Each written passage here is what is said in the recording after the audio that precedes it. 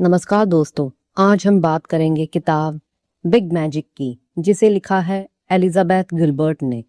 दोस्तों, क्रिएटिविटी कोई टैलेंट नहीं है, एक इनविटेशन है। तुमने कभी नोटिस किया है, कुछ मोमेंट्स ऐसे होते हैं जब लाइफ थोड़ी स्लो हो जाती है और उसी साइलेंस में एक छोटा सा थॉट आता है, यार अगर मैं ये करूं तो शायद कुछ लिखना, शायद ड्राइंग, शायद यूट्यूब चैनल, शायद कोई आइडिया जो तुमने कभी किसी को बताया भी नहीं। लेकिन उस थॉट के साथ ही एक और आवाज आती है, थोड़ी हैवी, थोड़ी डर वाली, छोड़ो ना यार, ये तेरे बस की बात नहीं है। और बस कहानी वहीं खत्म हो जाती है। एलिजाबेथ गिलबर्ट इसी मोमेंट को पकड़ती हैं। वो कहती हैं, क्रिएटिविटी शुरू ही यहीं से होती है, जहां तुम ऑलमोस्ट गिव अप कर देते हो। क्रिएटिविटी का असली सच हम बचपन से सुनते आए हैं, वो बहुत टैलेंटेड है, ये क्रिएटिव नहीं है, जैसे क्रिएटिविटी कोई स्पेशल कैटेगरी हो। लेकिन किताब कहती है क्रिएटिविटी कोई गिफ्ट नहीं है, ये एक चॉइस है। मतलब ये कि हर इंसान के पास चांस है क्रिएटिव होने का, लेकिन हर कोई चूज नहीं करता। आइडियाज इनविजिबल विजिटर्स हैं। अब यहाँ एक बहुत इंटरेस्टिंग कॉन्सेप्ट आता है।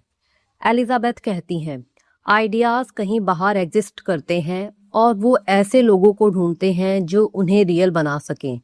थोड़ा इमेजिनरी लगता है, लेकिन सोचो, तुम्हें कभी ऐसा लगा है कि तुम्हारे माइंड में एक आइडिया आया, तुमने इग्नोर किया और कुछ टाइम बाद वही चीज किसी और ने कर दी? वो कोइंसिडेंस नहीं है, वो आइडिया तुम्हारे पास आया था, तुमने उसे इग्नोर किया और वो आगे बढ़ गया। अपॉर्चुनिटी नॉक करती है धीरे से। आइडियाज लाउडली नहीं आते, वो धीरे से नॉक करते हैं। एक रैंडम थॉट, एक छोटा क्यूरियोसिटी स्पार्क, एक अजीब सा एक्साइटमेंट। अगर तुमने तुरंत एक्शन नहीं लिया तो वो चला जाता है। फियर परमानेंट पैसेंजर है। अब असली गेम शुरू होता है। जैसे ही तुम डिसाइड करते हो कि मैं ट्राई करूंगा, फियर तुरंत सामने आ जाता है। फियर बोलता है, लोग हंसेंगे, तू फेल हो जाएगा, तू स्पेशल नहीं है। और ऑनेस्टली ये सब बातें गलत भी नहीं होती पूरी तरह। फेलियर पॉसिबल है, लोग जज करेंगे, लेकिन ऑथर कहती है फियर का होना प्रॉब्लम नहीं है, उसका कंट्रोल लेना प्रॉब्लम है। Life is equal to road trip, एक बहुत पावरफुल मेटाफर दिया गया है। इमेजिन करो, तुम एक कार ड्राइव कर रहे हो और तुम्हारे साथ पैसेंजर सीट पर फियर बैठा है। वो बोल सकता है, वो डर सकता है, वो कंप्लेन कर सकता है, लेकिन स्टीयरिंग व्हील तुम्हारे हाथ में होना चाहिए। करेज का मतलब क्या होता है? करेज का मतलब ये नहीं कि डर खत्म हो जाए। करेज का मतलब है डर के साथ भी आगे बढ़ना। सच ये है, तुम स्पेशल नहीं हो, तुम गारंटीड सक्सेस नहीं हो, तुम फेल भी हो सकते हो, लेकिन तुम कोशिश कर सकते हो, तुम सीख सकते हो, तुम ग्रो कर सकते हो। और यही क्रिएटिविटी है। तो क्रिएटिविटी कोई बड़ी चीज नहीं है, ये छोटे डिसीजंस का रिजल्ट है। आज ट्राई करना, आज थोड़ा क्रिएट करना, आज इग्नोर ना करना। क्रिएटिविटी सब में होती है, बस लोग यूज नहीं करते। आइडियाज आते हैं लेकिन जल्दी चले भी जाते हैं। फियर हमेशा रहेगा, लेकिन कंट्रोल नहीं लेना चाहिए। करेज होता है डर के साथ भी एक्शन लेना। परमिशन का इंतजार करना सपनों की सबसे बड़ी मौत है। तुमने कभी नोटिस किया है, हम में से ज्यादातर लोग लाइफ में कुछ करना चाहते हैं, लेकिन शुरू नहीं करते, क्योंकि हम वेट करते रहते हैं, किसी सिग्नल का, किसी अप्रूवल का, किसी राइट टाइम का। और सच बताऊं, वो कभी नहीं आता। इनविजिबल रूल बुक, हमारे दिमाग में एक इनविजिबल रूल बुक होती है जो कहती है, पहले एक्सपर्ट बनो, पहले सब सीख लो, पहले लोग सीरियस लें, पहले परफेक्ट बनो। और ये रूल्स हमें सेफ फील कराते हैं, लेकिन सीक्रेटली ये हमें रोक रहे होते हैं। एलिजाबेथ गिलबर्ट साफ कहती हैं, you don't need permission to live a creative life. मतलब तुम्हें किसी डिग्री की जरूरत नहीं है, तुम्हें किसी सर्टिफिकेट की जरूरत नहीं है, तुम्हें किसी की अप्रूवल की जरूरत नहीं है, तुम्हें सिर्फ शुरुआत करने की जरूरत है। मैं कौन होता हूँ वाला डाउट अब एक बहुत कॉमन थॉट आता है। मैं कौन होता हूँ ये करने वाला? मैं राइटर नहीं हूँ, मैं आर्टिस्ट नहीं हूँ, मैं एक्सपर्ट नहीं हूँ, लेकिन सोचो हर एक्सपर्ट कभी बिगनर था, और अगर वो भी वेट करता परमिशन का तो वो कभी शुरू ही नहीं करता। Curiosity versus passion. यहाँ एक बहुत इंपॉर्टेंट ट्विस्ट आता है। हम सब सुनते हैं फॉलो योर पैशन, लेकिन एलिजाबेथ कहती हैं फॉलो योर क्यूरियोसिटी इंस्टेड। क्यों? क्योंकि पैशन भारी वर्ड है। पैशन प्रेशर क्रिएट करता है, पैशन कंफ्यूजन क्रिएट करता है, लेकिन क्यूरियोसिटी हल्की होती है, सिंपल होती है, नेचुरल होती है। क्यूरियोसिटी काम कैसे करती है? क्यूरियोसिटी कहती है ये इंटरेस्टिंग लग रहा है, ये ट्राई करके देखते हैं, ये सीखना मजेदार हो सकता है। बस इतना ही काफी है। तुम्हें पूरी लाइफ प्लान करने की जरूरत नहीं, बस नेक्स्ट स्मॉल स्टेप पता होना चाहिए। इमेजिन करो तुम एक डार्क रोड पर चल रहे हो, तुम्हें पूरा रास्ता नहीं दिख रहा, लेकिन एक छोटी सी लाइट है जो सिर्फ अगला कदम दिखाता है, और तुम बस वही कदम उठाते जाते हो। यही क्यूरियोसिटी का रास्ता है। परमिशन ट्रैप क्यों डेंजरस है? जब तुम परमिशन का वेट करते हो, तुम डिले करते हो, तुम डाउट बढ़ाते हो, तुम कॉन्फिडेंस खोते हो, और धीरे धीरे तुम खुद को कन्विंस कर लेते हो कि यार ये मेरे लिए नहीं है। सच ये है, तुम्हें कोई ऑफिशियली परमिशन नहीं देगा। कोई नहीं आएगा और बोलेगा अब तुम रेडी हो, अब शुरू करो। तुम्हें खुद डिसाइड करना पड़ेगा। खुद को परमिशन देना एक पावरफुल मोमेंट होता है जब तुम खुद से कहते हो I am allowed to try, भले ही मैं परफेक्ट नहीं हूँ, लोग जज करेंगे, रिजल्ट अनक्लियर है, फिर भी मैं ट्राई करूंगा। तो अब एक छोटा सा चैलेंज, आज ही, अभी कोई एक चीज चुनो जो तुम करना चाहते थे और खुद से बोलो मुझे किसी की परमिशन की जरूरत नहीं है, और फिर 10 मिनट उस पर काम करो, बस 10 मिनट। ओवर थिंकिंग का जाल। हम सोचते बहुत है क्या होगा, कैसे होगा, अगर गलत हो गया तो, लेकिन ऑथर कहती है ओवर थिंकिंग क्रिएटिविटी का दुश्मन है, क्योंकि एक्शन बिना कुछ भी नहीं बदलता। एक्शन क्लैरिटी लाता है। तुम्हें क्लैरिटी चाहिए, एक्शन लो। तुम्हें कॉन्फिडेंस चाहिए, एक्शन लो। तुम्हें इंप्रूवमेंट चाहिए, एक्शन लो। तो जब तुम रेडी नहीं होगे, तुम परफेक्ट नहीं होगे, तुम श्योर नहीं होगे, लेकिन तुम फिर भी शुरू कर सकते हो, और यही डिफरेंस है ड्रीमर्स और क्रिएटर्स के बीच का। अब हम जानेंगे जब तुम शुरू करोगे तो स्ट्रगल क्यों आएगा और उससे भागना क्यों गलत है। स्ट्रगल ही असली प्रोसेस है, इसे समझोगे तो कभी रुकोगे नहीं। अब तक तुमने शुरुआत कर ली, तुमने खुद को परमिशन दे दी, तुमने पहला स्टेप भी ले लिया, लेकिन अब जो आने वाला है वही डिसाइड करेगा कि तुम आगे बढ़ोगे या यहीं रुक जाओगे। शुरुआत के बाद क्या होता है? पहले कुछ दिन सब एक्साइटिंग लगता है, नया काम, नया आइडिया, नई एनर्जी। तुम मोटिवेटेड होते हो, तुम इमेजिन करते हो फ्यूचर, तुम सोचते हो अब तो मैं कंसिस्टेंटली से करूंगा। लेकिन फिर धीरे धीरे एक बदलाव आता है। मैजिक खत्म, रियलिटी शुरू। कुछ टाइम बाद इंटरेस्ट कम होने लगता है, काम बोरिंग लगने लगता है, रिजल्ट्स नहीं दिखते, और सबसे डेंजरस थॉट आता है शायद ये मेरे लिए नहीं है। यही वो मोमेंट है जहां ज्यादातर लोग क्विट कर देते हैं। सच ये है, लोग फेल नहीं होते, लोग अर्ली क्विट कर देते हैं। रेजिस्टेंस इनविजिबल एनिमी है। गिलबर्ट इसे एक नाम देती हैं, रेजिस्टेंस। ये कोई विजिबल चीज नहीं है, लेकिन ये बहुत पावरफुल है। ये तुम्हारे माइंड में आवाज बनकर आता है, आज मत कर, कल कर लेंगे, थोड़ा रेस्ट ले ले, तू टायर्ड है, और धीरे धीरे ये तुम्हें रोक देता है। रेजिस्टेंस स्मार्ट होता है। ये सीधे ये नहीं कहेगा कि मत करो, ये बहुत स्मार्ट तरीके से आएगा। पहले रिसर्च कर लो, पहले परफेक्ट प्लान बना लो, पहले थोड़ा और सीख लो, और तुम सोचोगे हाँ ये तो लॉजिकल है, लेकिन अंदर से तुम एक्शन अवॉइड कर रहे होते हो। पहचानो ये साइन।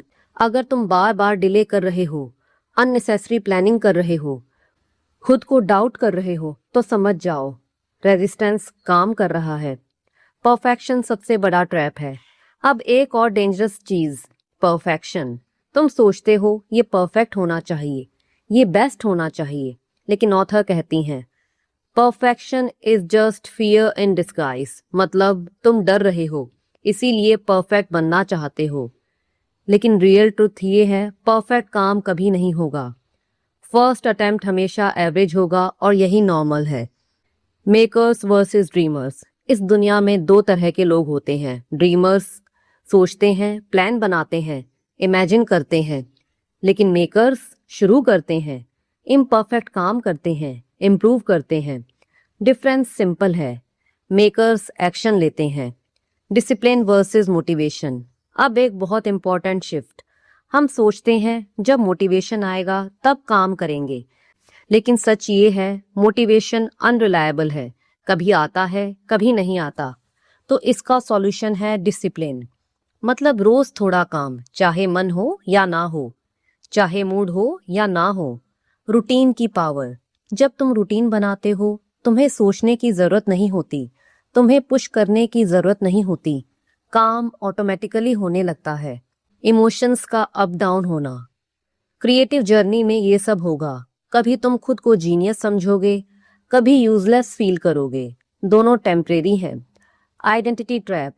एक और मिस्टेक, हम अपने काम को अपनी आइडेंटिटी बना लेते हैं। अगर ये अच्छा नहीं हुआ तो मैं खराब हूं। लेकिन तुम अपने वर्क नहीं हो, तुम बस एक इंसान हो जो ट्राई कर रहे हो। Flow versus friction. कभी कभी काम फ्लो में होता है, सब इजी लगता है, आइडियाज आते हैं, मजा आता है। लेकिन ज्यादातर टाइम फ्रिक्शन होता है, स्लो प्रोग्रेस, कंफ्यूजन, डाउट। और यही नॉर्मल है। ब्रेक थ्रू कब आता है? ब्रेक थ्रू अचानक नहीं आता, वो धीरे धीरे बिल्ड होता है। हर बोरिंग दिन, हर स्ट्रगल डे, हर स्मॉल एफर्ट, ये सब मिलकर एक दिन रिजल्ट देते हैं। ट्रुथ जो कोई नहीं बताता, क्रिएटिव वर्क ग्लैमरस नहीं होता, ये बोरिंग, रिपीटेटिव और स्लो होता है। लेकिन यही कंसिस्टेंसी मैजिक क्रिएट करती है। अगर तुम स्ट्रगल कर रहे हो इसका मतलब ये नहीं कि तुम गलत हो, इसका मतलब ये है कि तुम प्रोसेस में हो। आगे कैसे बढ़ना है?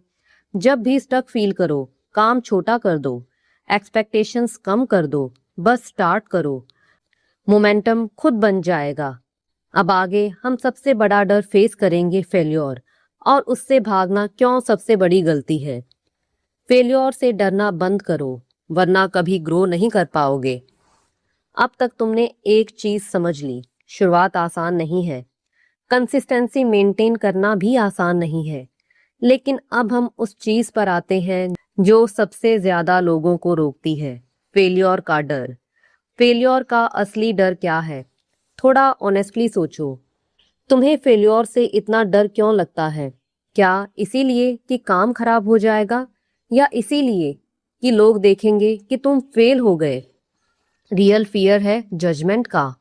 ज्यादातर केसेस में हमें फेल्योर से ज्यादा डर होता है लोगों के रिएक्शन से। लोग क्या कहेंगे, लोग हंसेंगे, लोग जज करेंगे, और यही डर हमें रोक देता है शुरू करने से पहले ही।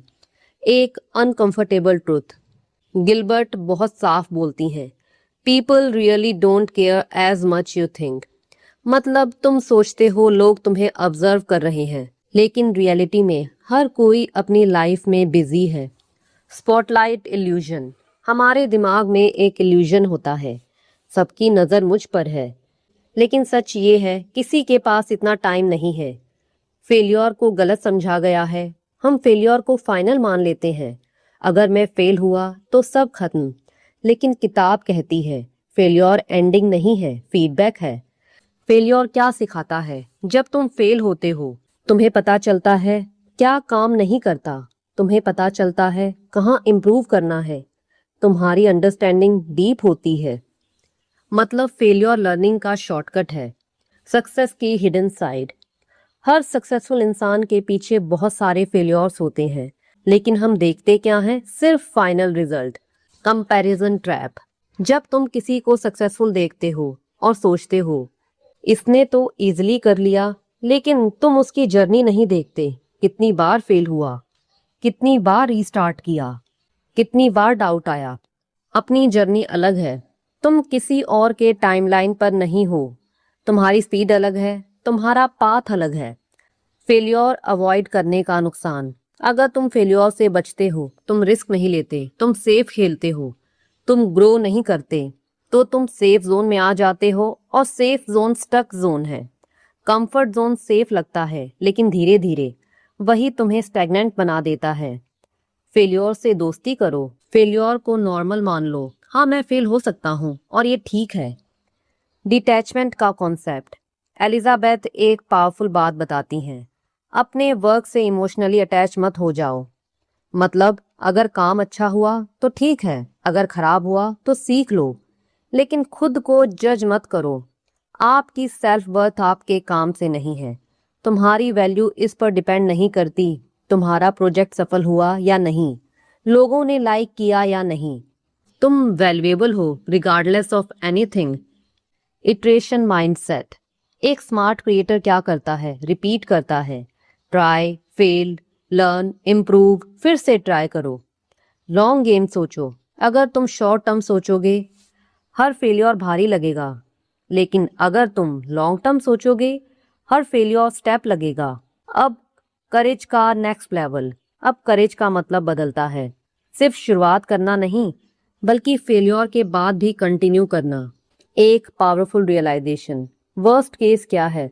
लोग 2 दिन हंसेंगे, काम फेल होगा तो एक्सपीरियंस मिलेगा। और बेस्ट केस क्या होगा? तुम ग्रो करोगे। तो फेलियर से डरना बंद करो, उसे एक्सेप्ट करो, उसे यूज करो, क्योंकि वही तुम्हें आगे ले जाएगा। अब हम जानेंगे मनी वर्सेस पैशन। रियलिटी क्या है? पैशन के पीछे भागना जरूरी नहीं, बैलेंस बनाना जरूरी है। अब तक तुमने ये समझ लिया शुरू कैसे करना है, स्ट्रगल को कैसे हैंडल करना है, फेलियर से कैसे डील करना है। लेकिन अब एक बहुत प्रैक्टिकल सवाल आता है। क्या मैं अपनी क्रिएटिविटी से पैसे कमाऊं? क्या मुझे अपनी जॉब छोड़ देनी चाहिए? यहीं पर ज्यादातर लोग कंफ्यूज हो जाते हैं। सोसाइटी क्या सिखाती है?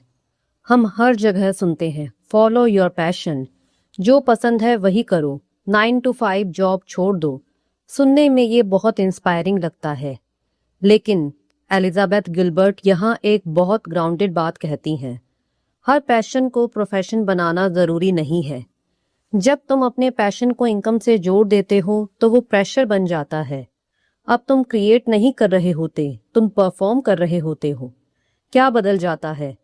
पहले तुम मजे के लिए काम करते थे, तुम एक्सपेरिमेंट करते थे, तुम फ्री फील करते थे। लेकिन जब पैसा जुड़ता है, ये चलेगा या नहीं, लोगों को पसंद आएगा या नहीं, इससे इनकम होगी या नहीं, और क्रिएटिविटी धीरे धीरे हैवी हो जाती है। एलिजाबेथ खुद कहती हैं, उन्होंने लंबे समय तक अपनी जॉब रखी और राइटिंग को साइड में किया। क्यों?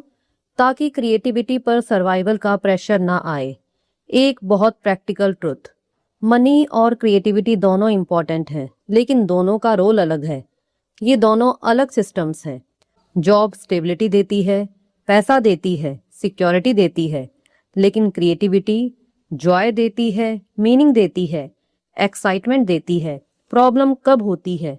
जब तुम दोनों को मिक्स कर देते हो। क्रिएटिविटी से ही सब एक्सपेक्ट करते हो, पैसा भी, सक्सेस भी और हैप्पीनेस भी। और जब ये सब नहीं मिलता तो तुम फ्रस्ट्रेट हो जाते हो। फ्रीडम का असली मतलब। जब तुम क्रिएटिविटी को पैसे से अलग रखते हो, तुम फ्री हो जाते हो एक्सपेरिमेंट करने के लिए, फेल होने के लिए, एक्सप्लोर करने के लिए। प्रेशर हटते ही मैजिक शुरू होता है। जब प्रेशर नहीं होता, तुम नेचुरली क्रिएट करते हो, तुम रिस्क लेते हो, तुम एंजॉय करते हो, और आयरनी ये है, तभी बेस्ट वर्क निकलता है। लेकिन मुझे पैसा भी चाहिए, बिल्कुल चाहिए। एलिजाबेथ ये नहीं कहती कि पैसे इग्नोर करो, वो कहती हैं स्मार्ट बनो, इम्पल्सिव नहीं। Dangerous decision. कई लोग अचानक डिसाइड कर लेते हैं, मैं जॉब छोड़ चुका हूँ, अब सिर्फ पैशन फॉलो करूंगा। लेकिन बिल्स होते हैं, रिस्पॉन्सिबिलिटी होती है, रियलिटी होती है, और फिर स्ट्रेस बढ़ जाता है। स्मार्ट अप्रोच क्या है? स्लो ट्रांजिशन करो। पहले स्किल बिल्ड करो, कंसिस्टेंसी बनाओ, साइड में ग्रो करो, फिर जब स्ट्रॉन्ग बेस बन जाए तब डिसाइड करो। कंपैरिजन का ट्रैप। तुम इंस्टाग्राम या यूट्यूब पर देखते हो, he left his job and became successful, लेकिन तुम नहीं देखते कितने लोग फेल हुए, कितनों की स्टोरी अनसीन है। पर्सनल ट्रुथ, हर किसी का पाथ अलग है। कुछ लोग फुल टाइम जाते हैं, कुछ साइड हसल रखते हैं। दोनों सही हैं। जॉय को मत खोना, सबसे इंपॉर्टेंट बात। क्रिएटिविटी का मेन पर्पस है तुम्हें अलाइव फील कराना। अगर वो स्ट्रेस बन गई तो कुछ गलत है। बैलेंस माइंडसेट, तुम ये कर सकते हो, दिन में जॉब, रात में पैशन, वीकेंड में क्रिएशन। डेली छोटे छोटे स्टेप्स लो, धीरे धीरे ये ग्रो होगा। तुम्हें चूज नहीं करना जॉब या पैशन में से, तुम्हें बैलेंस बनाना है। हर पैशन को प्रोफेशन बनाना जरूरी नहीं। क्रिएटिविटी पर पैसे का प्रेशर मत डालो। क्रिएटिव लाइफ कोई गोल नहीं, एक जीने का तरीका है। अब हम इस जर्नी के आखिरी पड़ाव पर हैं, लेकिन इंटरेस्टिंग बात यह है, ये एंड नहीं है, ये एक्चुअली शुरुआत है। अब तक तुमने क्रिएटिविटी को एक काम की तरह देखा होगा, कुछ बनाना, कुछ लिखना, कुछ क्रिएट करना। लेकिन गिलबर्ट इस सोच को पूरी तरह बदल देती हैं। क्रिएटिविटी कोई प्रोजेक्ट नहीं है, ये एक लाइफस्टाइल है। क्रिएटिविटी सिर्फ बड़ी चीजों में नहीं होती। जिस तरह तुम प्रॉब्लम सॉल्व करते हो, जिस तरह तुम सोचते हो, जिस तरह तुम चीजों को देखते हो, ये सब क्रिएटिविटी है। क्यूरियोसिटी को जिंदा रखना। सबसे बड़ा खतरा ये नहीं कि तुम फेल हो जाओगे, सबसे बड़ा खतरा ये है तुम क्यूरियस रहना बंद कर दोगे। जब क्यूरियोसिटी खत्म, ग्रोथ खत्म। छोटे मोमेंट्स, बड़ा इम्पैक्ट। तुम्हें लाइफ बदलने के लिए बड़ी अचीवमेंट की जरूरत नहीं, छोटे छोटे क्रिएटिव मोमेंट्स ही काफी हैं। कुछ नया सीखना, कुछ नया ट्राई करना, कुछ नया सोचना। Consistency over intensity. बहुत लोग एकदम से बहुत कुछ करना चाहते हैं, हाई एनर्जी, हाई एफर्ट, लेकिन कुछ ही दिनों में बर्नआउट। एलिजाबेथ कहती हैं, स्लो और स्टेडी ही लॉन्ग टर्म में जीतता है। Brick by brick life. तुम्हें लाइफ एक ही दिन में नहीं बदलनी, बस रोज एक ब्रिक लगानी है। आज थोड़ा क्रिएट, आज थोड़ा लर्न, आज थोड़ा एक्सप्लोर। कंपैरिजन से आजादी। अब एक फाइनल ट्रैप, कंपैरिजन। वो मुझसे आगे है, उसका काम बेटर है, लेकिन ट्रुथ, तुम उसकी जर्नी नहीं जानते। फोकस कहाँ पर होना चाहिए? दूसरों पर नहीं, अपने प्रोसेस पर। जॉय सबसे बड़ा इंडिकेटर है। एक सिंपल रूल, अगर तुम्हें मजा आ रहा है तो तुम सही कर रहे हो। अगर सिर्फ स्ट्रेस है तो अप्रोच बदलो। कभी कभी ब्रेक लेना भी जरूरी है। क्रिएटिव लाइफ का मतलब ये नहीं हर समय काम करना। कभी कभी पॉज लेना, रिचार्ज करना, ये भी प्रोसेस का हिस्सा है। Trust the process. सब कुछ तुरंत नहीं होगा, ग्रोथ स्लो होगी, रिजल्ट्स लेट आएंगे, लेकिन अगर तुम लगे रहे तो चेंज इनएविटेबल है। बिग मैजिक क्या है? अब सबसे बड़ा सवाल, बिग मैजिक एक्चुअली है क्या? एलिजाबेथ के अनुसार बिग मैजिक वो फीलिंग है जब तुम क्यूरियोसिटी फॉलो करते हो और बिना डर के क्रिएट करते हो। ये कोई एक्सटर्नल सक्सेस नहीं है, ये अंदर का एक्सपीरियंस है। तुम्हें परफेक्ट नहीं बनना, तुम्हें फियरलेस भी नहीं बनना, तुम्हें स्पेशल नहीं बनना। तुम्हें बस ऑनेस्ट होना है, क्यूरियस होना है, कंसिस्टेंट होना है।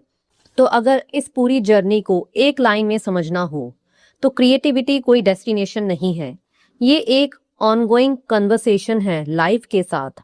जब तुम डर के बावजूद एक्शन लेते हो, क्यूरियोसिटी को फॉलो करते हो, फेलियर से सीखते हो, प्रेशर को कंट्रोल नहीं करने देते, तब तुम सच में बिग मैजिक जी रहे होते हो। अब चॉइस तुम्हारी है, तुम सेफ रह सकते हो या थोड़ा रिस्क लेकर क्रिएट कर सकते हो। तो जब भी लाइफ बोरिंग लगे, जब भी लगे कि कुछ मिसिंग है, खुद से बस एक सवाल पूछना, मैं आज क्या क्रिएट कर सकती हूँ? और फिर छोटा ही सही लेकिन शुरू करना है। तो इस बुक समरी को अंत तक सुनने के लिए आपका दिल से आभार। धन्यवाद।